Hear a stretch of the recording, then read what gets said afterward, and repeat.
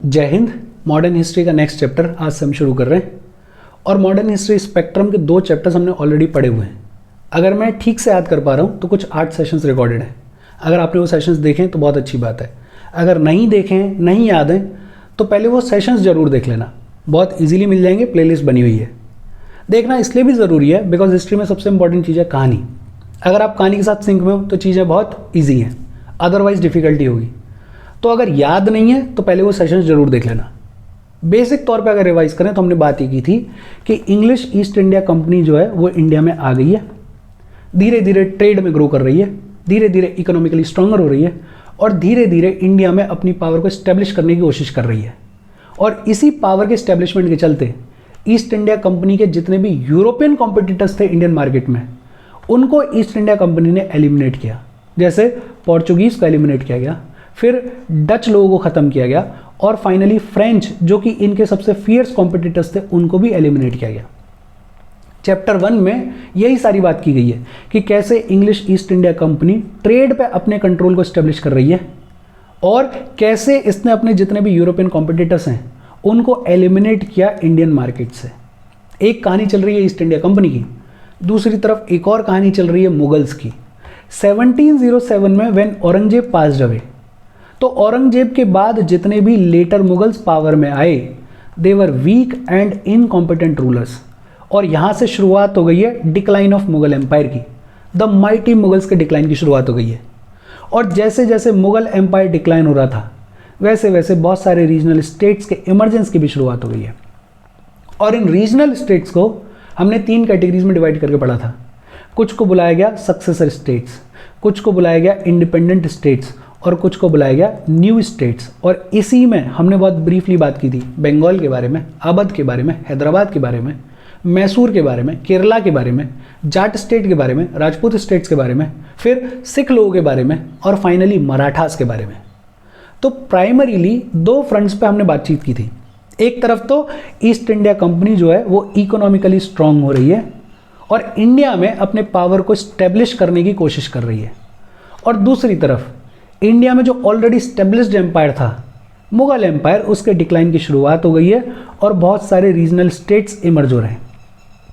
अब इस चैप्टर में हम बात करेंगे expansion and consolidation of British power in India, कि ये जो ब्रिटिशर्स हैं, ये जो ईस्ट इंडिया कंपनी है, कैसे इन लोगों ने एक्सपेंड किया, कैसे इन लोगों ने इंडिया में अपने पावर को कंसोलिडेट किया, कैसे इन रीजनल स्टेट्स को एलिमिनेट किया गया 1 बाय 1 बाय द ब्रिटिशर्स। उसकी पूरी कहानी देखिए इस चैप्टर में।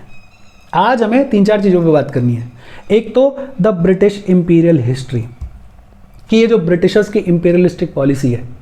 इंपीरियलिस्टिक पॉलिसी का बड़ा सिंपल सा मतलब है, जब कोई नेशन अपने एरिया से बाहर जाके, अपने बाउंड्री से बाहर जाके किसी दूसरे एरिया पे, किसी दूसरे नेशन पे ज़बरदस्ती अपना कब्जा इस्टेब्लिश करता है और उस दूसरे नेशन के रिसोर्सेज को यूज़ करता है अपने फ़ायदे के लिए, तो उसे बोलते हैं इंपीरियलिस्टिक पॉलिसी। ये जो ब्रिटिश इंपीरियलिस्टिक पॉलिसी है इसकी शुरुआत इंडिया से नहीं हुई है। कहानी बहुत पुरानी है, स्पेक्ट्रम में बहुत ब्रीफली दी हुई है, अपन बात करेंगे। दूसरा, वॉज ब्रिटिश कॉन्क्वेस्ट एक्सीडेंटल और इंटेंशनल। हिस्ट्री में इस पर भी खूब डिबेट है कि ये जो ब्रिटिशर्स ने इंडिया पे कब्जा किया ये एक्सीडेंटली हो गया या जानबूझ के इंटेंशनली किया गया था। क्या व्यू पॉइंट्स अपन देखेंगे। तीसरा, when did British period begin in India. ये Britishers East India company India में आ तो गए 1600 में, लेकिन वो कौन सा सिग्निफिकेंट इवेंट है जिसके बाद ये कहा जा सकता है कि इंडिया में ब्रिटिश एरा की शुरुआत हो गई है, उस पर भी अपन बात करेंगे। और finally, causes of British success in India. Britishers इतना सा नेशन है इनका वर्ल्ड मैप पे, उस इतने से नेशन ने इंडिया जैसे माइटी एरिया पे अपने एम्पायर को एस्टेब्लिश किया, पावर को कंसोलिडेट किया। इस ब्रिटिश सक्सेस के पीछे के रीजंस क्या हैं, कॉजेज क्या हैं, उनके बारे में भी आज अपन बात करेंगे। अच्छा, वीडियो को लाइक कर दो, शेयर कर दो और चैनल को सब्सक्राइब कर लो। देखो, सबसे पहले आज हम बात करेंगे द ब्रिटिश इंपीरियल हिस्ट्री के बारे में। स्पेक्ट्रम ये कहता है कि ये जो ब्रिटेन की इंपीरियल हिस्ट्री है इसको 2 फेजेस में डिवाइड करके पढ़ा जा सकता है। पहला फेज तो तब जब ब्रिटिशर्स को पता चला कि अमेरिका नाम की कोई जगह है, अमेरिका नाम का कोई कॉन्टिनेंट है जो कि एग्जिस्ट करता है। ये लोग अमेरिका पहुंचे और इन्होंने अमेरिका को कॉलोनाइज करने की शुरुआत की। अमेरिका के साथ साथ वेस्ट इंडीज, कैरिबियन आइलैंड्स को भी कॉलोनाइज करने की शुरुआत की। अमेरिका को कॉलोनाइज किया गया, कैरिबियन आइलैंड्स को कॉलोनाइज किया गया, और अमेरिका, वेस्ट इंडीज के जितने भी रिसोर्सेज हैं उनको ब्रिटिशर्स ने यूज करना शुरू किया अपने फायदे के लिए। लेकिन फिर over the period of time Americans unite हुए। अमेरिका की 13 कॉलोनीज यूनाइट हुई ब्रिटिशर्स के अगेंस्ट में, और इन 13 अमेरिकन कॉलोनीज ने अपने इंडिपेंडेंस की डिमांड करना शुरू किया। और बड़ा इंटरेस्टिंग ये है कि जब ये 13 कॉलोनीज इंडिपेंडेंस डिमांड कर रही थी ब्रिटेन से, तो इनको हेल्प किया गया बाय फ्रांस। फ्रांस में एक बड़ी पॉपुलर डायनेस्टी थी, बर्बन डायनेस्टी। उस बर्बन डायनेस्टी के राजाओं ने इन 13 कॉलोनीज को हेल्प की अपने इंडिपेंडेंस की लड़ाई में अगेंस्ट ब्रिटेन। फाइनली 1783 में पीस ऑफ पेरिस साइन हुआ, और इस पीस ऑफ पेरिस के through America became independent. America को आज़ादी मिली फ्रॉम ब्रिटेन। 1783 की ये जो पीस ऑफ पेरिस है, इसके दो बड़े सिग्निफिकेंट आउटकम्स हैं। एक तो बट ऑब्वियस कि अमेरिका बिकेम इंडिपेंडेंट, लेकिन दूसरा भी उतना ही इंपॉर्टेंट है कि कल तक जो अमेरिका के रिसोर्सेज ब्रिटेन के कंट्रोल में थे, अब वो उसके हाथ से चले गए। तो ब्रिटेन ने अपना फोकस शिफ्ट किया टुवर्ड्स एशिया, ब्रिटेन ने अपना फोकस शिफ्ट किया टुवर्ड्स अफ्रीका, और यहां शुरू होता है एशिया का कॉलोनाइजेशन। यहां से शुरुआत होती है अफ्रीका के कॉलोनाइजेशन की, और इसको अपन बोल देते हैं सेकंड फेज या फिर सेकंड एम्पायर। पहले फेज में तो ब्रिटेन का फोकस है अमेरिका के ऊपर, वेस्ट इंडीज, कैरिबियन आइलैंड्स के ऊपर। लेकिन जब 1783 में पीस ऑफ पेरिस के थ्रू अमेरिका बिकेम इंडिपेंडेंट, तो ब्रिटेन ने अपना फोकस शिफ्ट किया टुवर्ड्स एशिया, टुवर्ड्स अफ्रीका। इसको बोल देते अपन सेकंड फेज। ब्रिटेन की जो इंपीरियल हिस्ट्री है उसकी शुरुआत हो गई थी 16th सेंचुरी में ही, with the conquest of Ireland. Ireland जो कि बहुत छोटी सी जगह है, यहां पे आयरलैंड पे भी इन्होंने जबरदस्ती अपना कब्जा स्टैब्लिश किया। और अब तक भी अपन सुनते रहते हैं कि आयरलैंड के लोग जो हैं वो इंडिपेंडेंस के लिए लड़ रहे हैं, वो चाह रहे हैं कि यूनिफाइड आयरलैंड बनाया जाए, ब्रिटेन उनको छोड़ दे।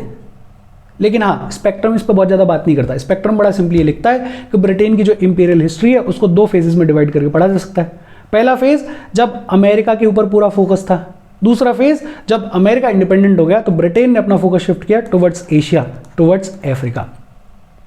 ब्रिटेन की जो इंपीरियल हिस्ट्री है उसकी शुरुआत हो गई थी आयरलैंड के कॉन्क्वेस्ट के साथ ही। ये जो ब्रिटेन का स्ट्रगल है विद आयरलैंड, इसके बारे में एनसीईआरटी बहुत खूबसूरत तरीके से लिखती है। एक बार अपन देख लेते हैं, क्या पता कहीं काम आ जाए। देखो, Britain struggle in relation with Ireland अपन देख रहे हैं, ब्रीफली देखेंगे, बहुत ज़्यादा डिटेल में नहीं देखेंगे। आज का जो ब्रिटेन है या पुराना जो ब्रिटेन था, वहाँ पे बेसिकली 4 एथनिक ग्रुप्स रहते हैं। जो सबसे डोमिनेंट एथनिक ग्रुप है वो है इंग्लिश लोगों का। जो सबसे छोटा एथनिक ग्रुप है वो है वेल्श लोगों का। इन वेल्श के कंपैरिजन में थोड़ा बड़ा स्कॉट्स लोग रहते हैं।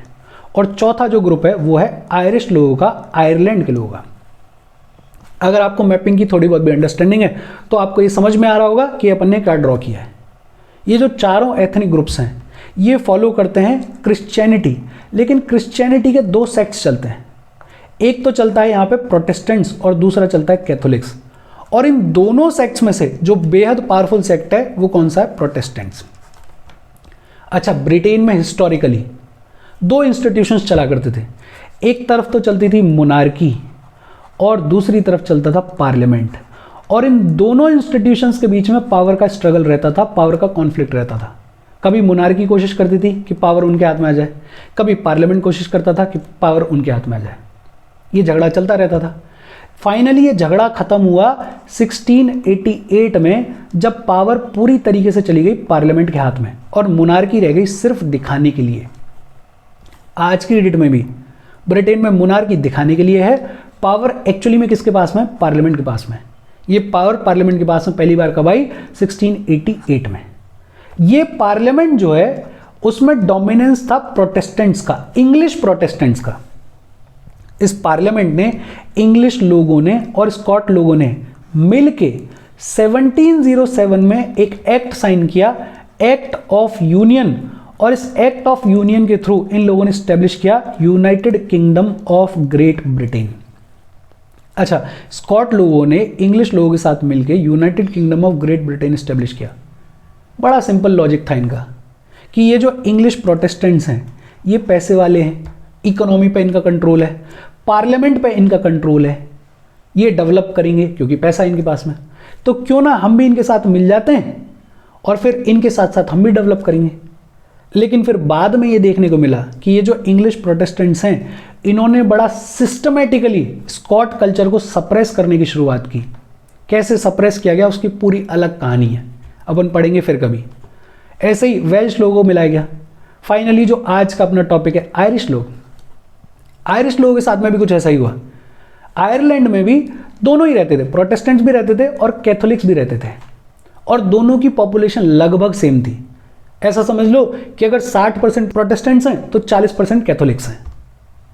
ये जो इंग्लिश प्रोटेस्टेंट्स हैं इन्होंने दिमाग लगाया और इन्होंने आयरलैंड के प्रोटेस्टेंट्स को बोला कि देखो साथ में आ जाओ, हम मिलकर एक बढ़िया ग्रेट ब्रिटेन स्टैब्लिश करेंगे, इन कैथोलिक्स को निकालते हैं, या कैथोलिक्स रहेंगे तो रह लेंगे लेकिन हमारी मदद कर दो ग्रेट ब्रिटेन को स्टैब्लिश करने में।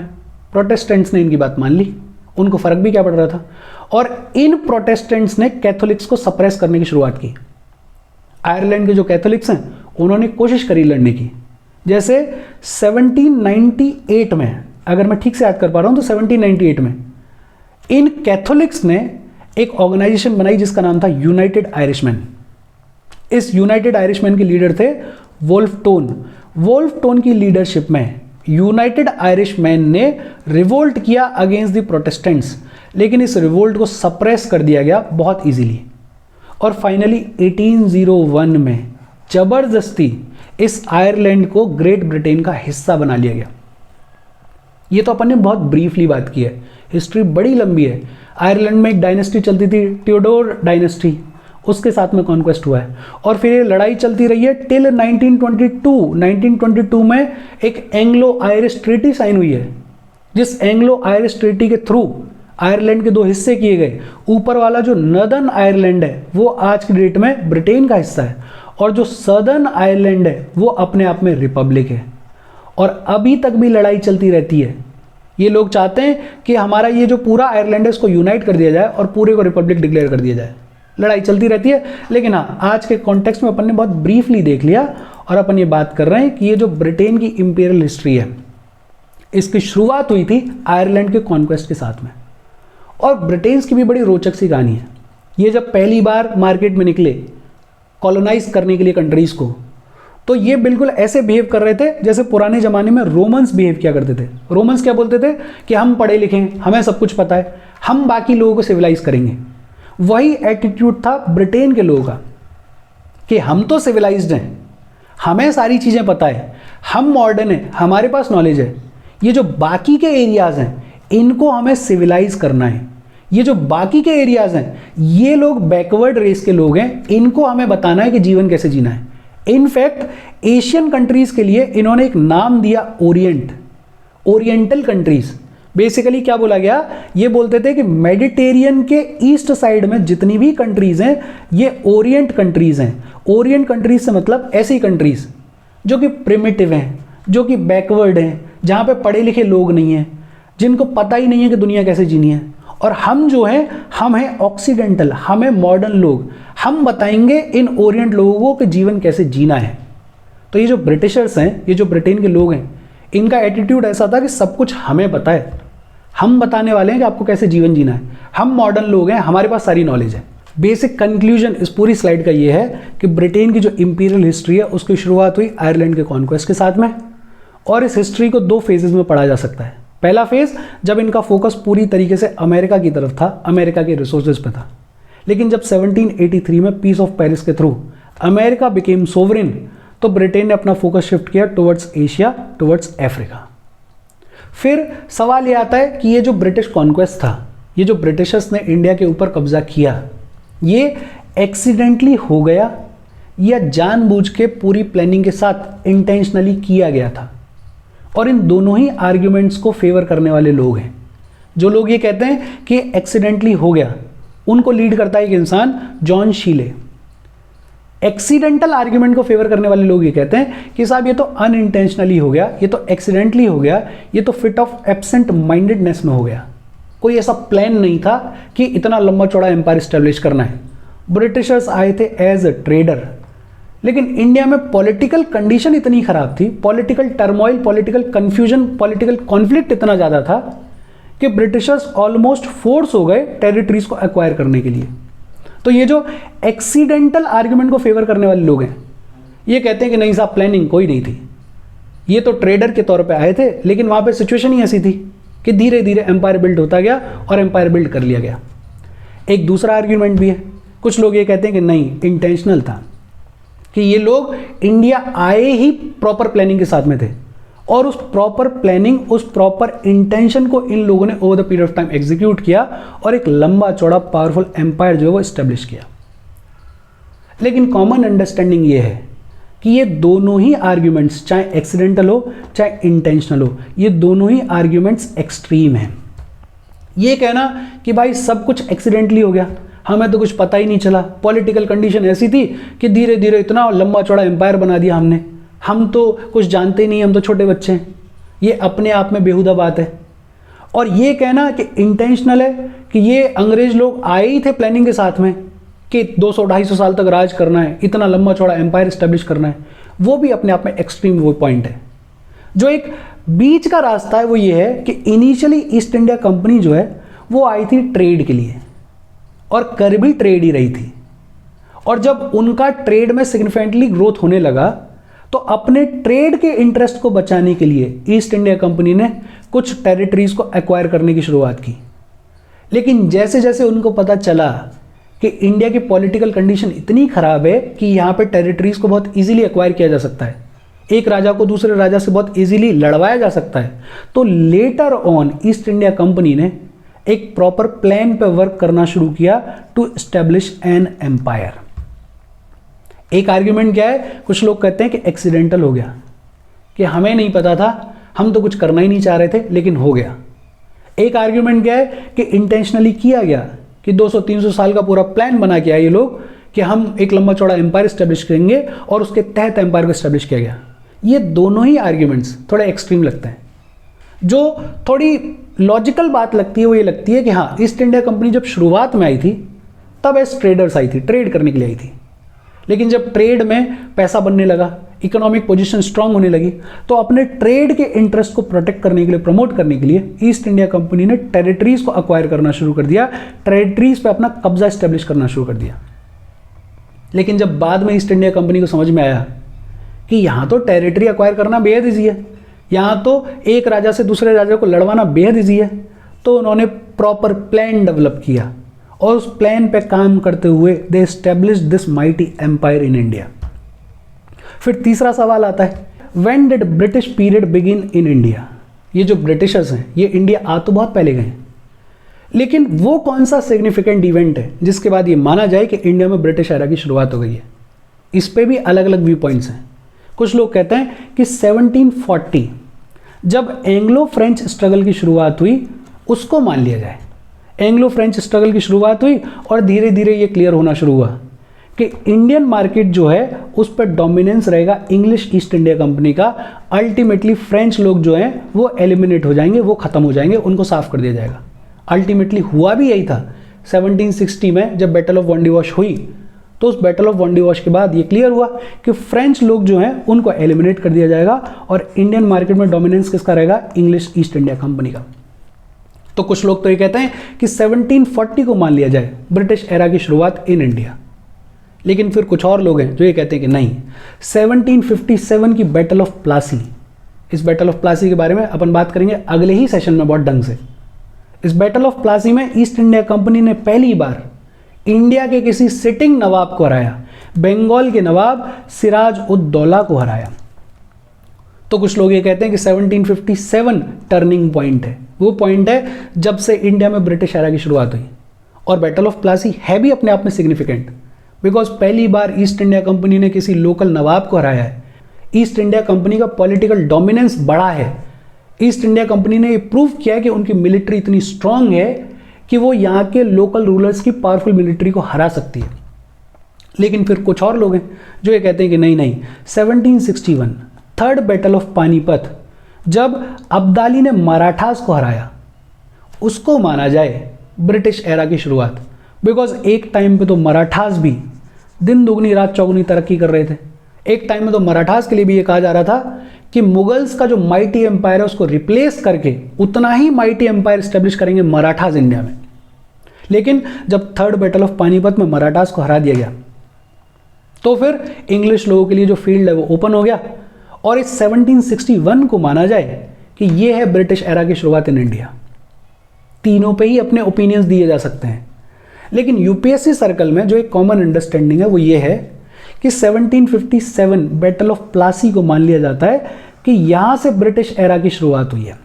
इसको एक्सप्लेन करना थोड़ा इजी है, बिकॉज पहली बार ईस्ट इंडिया कंपनी ने किसी लोकल नवाब को हराया है। एक छोटी सी आर्मी की हेल्प से ईस्ट इंडिया कंपनी ने लोकल नवाब की बड़ी आर्मी को हराया, डिसिप्लिन को दिखाता है।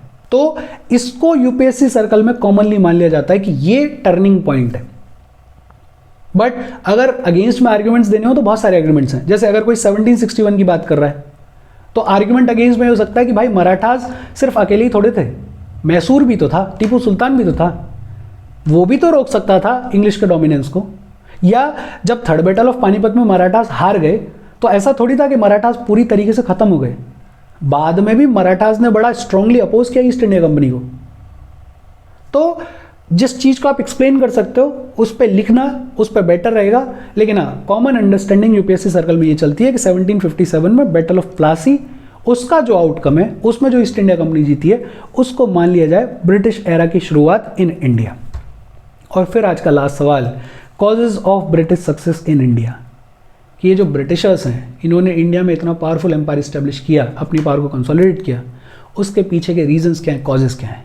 कॉजेज को अपन एक एक करके देखते हैं। देखो, सबसे पहला कॉज क्या है, superior arms, military and strategy. ये जो ईस्ट इंडिया कंपनी थी इसके पास में जो मिलिट्री थी उसके पास में फायर आर्म्स अच्छी क्वालिटी के थे, मस्केट्स वगैरह यूज कर रहे थे ये लोग, कैनन्स वगैरह यूज कर रहे थे, ये जो तोप वगैरह है उनको यूज कर रहे थे। इंडियन आर्मी जितनी भी थी लोकल राजाओं की, उनके पास में उतने अच्छे फायर आर्म्स नहीं थे। वो बेचारे कोई एक बंदूक लोड कर रहे थे, उतनी देर में उसने तोप चला दी, उड़ा दिया सबको। तो एक reason superior arms, military and strategy. दूसरा, better military discipline and regular salary. East India company trade में खूब पैसा कमा रही थी, खूब पैसा था इनके पास में, तो अपनी मिलिट्री को रेगुलर सैलरी दे पा रही थी। और जब सैलरी अच्छी मिल रही हो, रेगुलरली मिल रही हो, तो डिसिप्लिन भी इंश्योर करना ईजी हो जाता है। और ये वो दौर है जब ज़्यादातर इंडियन रूलर्स के पास में अपना खर्चा चलाने के लिए पैसे नहीं है, तो मिलिट्री को सैलरी कहाँ से देंगे। तो इसलिए भी ईस्ट इंडिया कंपनी की जो मिलिट्री है वो बेटर है, बिकॉज डिसिप्लिन बेटर है, सैलरी रेगुलर मिल रही है। इसके अलावा सिविल डिसिप्लिन भी बेटर है, फेयर सिलेक्शन सिस्टम है। कंपनी में जो सोल्जर्स का रिक्रूटमेंट हो रहा है वो हो रहा है रिलायबिलिटी के बेसिस पे, वो हो रहा है स्किल के बेसिस पे। और हमारे जो इंडियन रूलर्स हैं वो मिलिट्री में रिक्रूटमेंट कर रहे हैं on the basis of caste, के ये क्षत्रिय है इसको रखो। एबिलिटी पे ध्यान नहीं दे रहे हैं, मेरिट पे ध्यान नहीं दे रहे हैं, कास्ट के बेसिस पर रिक्रूट कर रहे हैं, पर्सनल रिलेशंस के बेसिस पर रिक्रूट कर रहे हैं। और इसी के चलते ये देखने को मिला कि कंपनी की जो आर्मी है वो बेटर डिसिप्लिन्ड है, उसके पास में बेटर स्किल्स हैं। आज भी इंडिया में यही चलता है। पेपर लीक इसी का एग्जाम्पल है, बस आज के मॉडर्न टाइम्स में, कि मेरिट को तवज्जो नहीं देनी, एबिलिटी को नहीं देनी है, पर्सनल रिलेशंस को देखेंगे, पेपर लीक करेंगे, जो पैसा दे देगा उसको सीट प्रोवाइड कर देंगे। तीसरा रीजन। चौथा, ब्रिलियंट लीडरशिप, और उससे भी ज़्यादा important, support of second line leaders. Leadership तो दोनों तरफ बढ़िया थी। जैसे ईस्ट इंडिया कंपनी के पास में क्लाइव हैं, वेरिन हेस्टिंग्स हैं, मुनरो वगैरह हैं, वैसे इंडिया के पास में हैदर अली थे, टीपू सुल्तान थे, चिनकुलिच खान था, माधवराव सिंधिया जी थे, यशवंत राव होलकर साहब थे। लेकिन ईस्ट इंडिया कंपनी के पास में सेकेंड लाइन ऑफ लीडर्स भी बड़े बेहतरीन थे, जैसे sir Eyre Coote, lord Lake, Arthur Wellesley. लेकिन हमारे राजाओं के पास में, हमारे जो लोकल रूलर्स थे उनके पास में सेकंड लाइन के जो पर्सनल्स थे, जो ऑफिसर्स थे, वो उतने बेहतरीन नहीं थे। तो लीडरशिप में भी थोड़ा कमी थी। फिर नेशनलिस्ट प्राइड। हमारे जो इंडियन रूलर्स हैं उनको आइडिया ऑफ इंडिया की कोई जानकारी नहीं थी, वो तो आपस में ही लड़ रहे थे, उनका तो आपस में ही कॉन्फ्लिक्ट चल रहा था कि मैसूर को हराना है तो मराठास की मदद ले लो, और अगर मराठास को हराना है तो मैसूर की मदद ले लो। आपस में ही कॉन्फ्लिक्ट चल रहा था, कोई सेंस ऑफ इंडिया था ही नहीं, कोई नेशनल प्राइड थी नहीं। लेकिन ये जो ब्रिटिशर्स थे, इनके अंदर नेशनलिस्ट प्राइड थी। इनको पता था कि अगर इस एरिया पे कब्जा रखेंगे तो हमारा फाइनेंशियल सिचुएशन बढ़िया रहेगा, ट्रेड बढ़िया रहेगा, ट्रेड बढ़िया रहेगा तो हम डेवलप बेहतरीन तरीके से कर पाएंगे। और छोटी सी कंट्री है, बाहर से आई है, तो ऑटोमेटिकली नेशनलिस्ट प्राइड होगी कि यार हमें कंट्रोल इस्टेब्लिश करके रखना है। इंडियंस डिवाइडेड थे, वीक थे, ब्रिटिशर्स यूनाइटेड थे, स्ट्रांग थे। और फाइनली स्ट्रांग फाइनेंशियल बैकअप। खूब पैसा कमा रही थी ईस्ट इंडिया कंपनी ट्रेड के थ्रू, खूब पैसा था इनके पास में, और जिसके पास में पैसा होगा उसका अंपायर ऑटोमेटिकली थोड़ा बेहतर पोजीशन में होगा, वो थोड़ा स्ट्रांगर पोजीशन में होगा। और हमारे वाले रूलर्स का तो मतलब खजाना खाली पड़ा था, उनके पास में पैसा ही नहीं था, तो स्ट्रांग फाइनेंशियल बैकअप भी था। अगर बहुत ब्रीफली देखें तो कॉजेज ऑफ ब्रिटिश सक्सेस क्या है? Superior arms, military and strategy, better military discipline and regular salary, civil discipline and fair selection system, brilliant leadership, और उससे भी ज़्यादा important second line of leadership, strong financial backup, और finally nationalist pride. और इसके साथ आज की अपनी बातचीत खत्म हो गई। कोई डाउट हो प्लीज़ कमेंट। अगले सेशन में अपन बैटल ऑफ प्लासी के बारे में बात करेंगे। Thank you very much.